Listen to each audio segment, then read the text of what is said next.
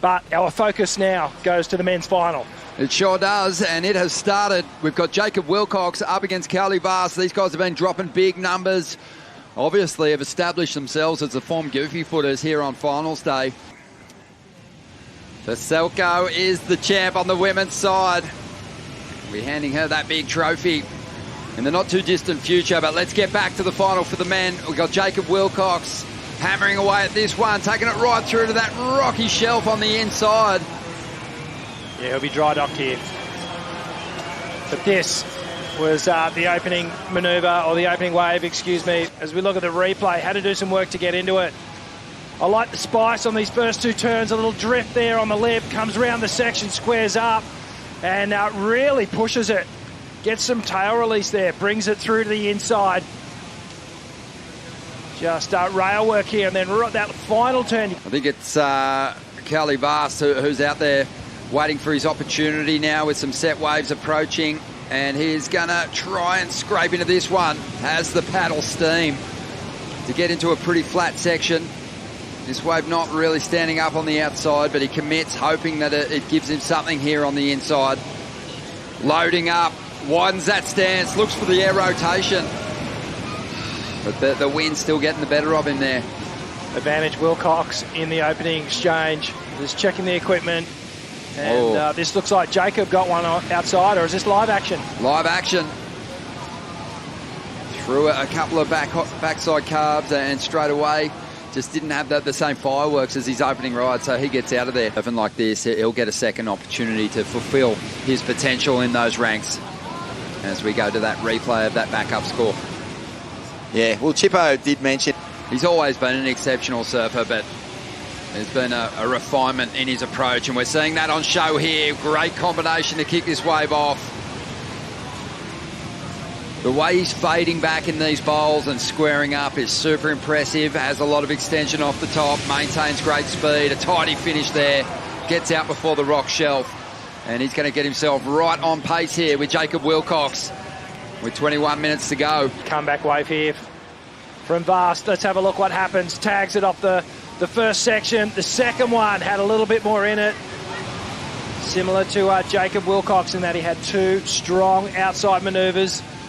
But then Kauli gets the little finishing turn as well and pulls out clean. Great vision here from above, and you can really see just how tight he's squaring up off the bottom. And it's something that you touched on, Vorno. The natural footers are almost forced to go more lateral here, and these goofy footers have had the ability, when these pockets present, these guys can square up off the bottom. Watch the angle here, straight up. Gets that tight pivot turn with a little release. He'd done so much good work on this wave. Oh, that's a huge error, really. Got down the line of... This is the first wave. Yeah, so this is the control of the tail drift. Plenty of drive. Had some excitement to it. Definitely felt like there were moments on that ride, didn't it? So yeah. You could really feel the link and the power. Well, Jacob up again here. Understanding he might have work to do. Kauli Vaast has a good score on the way. As a surfer from Western Australia lines up the inside. Nice flare there.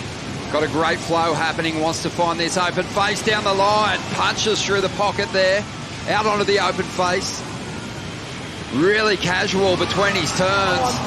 And doesn't get the finish. So again, leaves points out there. Not in the final. No. No. And this is his last one. Burton Automotive replay. And you can see here, Jacob had to be really patient for this wave to start walling up. Now it gets steeper. And as a result, the turns start to get more angle on them.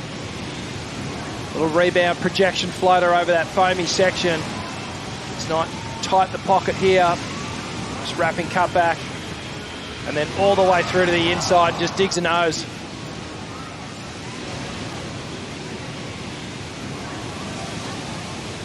Just on the flight cam here, just looking at it from above. He almost appeared to be a little relaxed. Only needs a 5.64, something standing up on the outside here. It's a smaller wave, they're moving through to the inside. Jacob sells it. Kauli happy to take it. Might be his last opportunity. It will be for sure. Up into that first section. Glides through the car. Banks on the rail again. Now building speed for the big finish down the line. Needs to get this turn done before the rock section on the inside. Tidy work, but was there enough in it to turn the heat? We're not sure. 10 seconds remaining as we see the replay of Kauli Vaast. He looks so switched on. His board is just moving through the water so clean and beautifully, Rich. Did so well to get to this final turn as well. Really patient off the bottom. So, and it must have been a good one. Vaughan, take us through it.